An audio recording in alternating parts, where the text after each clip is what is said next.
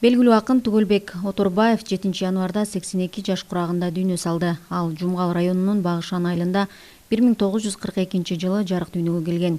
1959 жылы Чаек орто мектебин, 1964 жылы Фрунзедеги политехникалык институттун механикалык факультетин ийгиликтүү аяктап, автомобиль транспорту боюнча инженер-механик деген кесипке ээ болгон. Фрунзедеги биринчи жүргүнчүлөр автопаркында механик болуп эмгек жолун баштаган.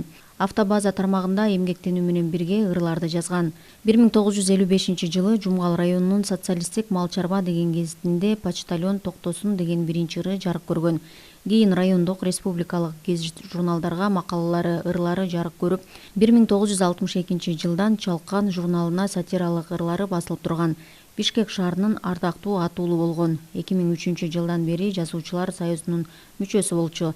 Ал бир нече китептин автору болгон. Акын Түгөлбек Оторбаевди акыркы сапарга узатуу зыйнаты 8 январда Нарын облусундагы Жумгал районунун Койручук айылында өтөт. Акындын замандаштары, жакындары, достору, санаалаштары үй бүлөсүнө терең кайгыруу менен көңүл айтат.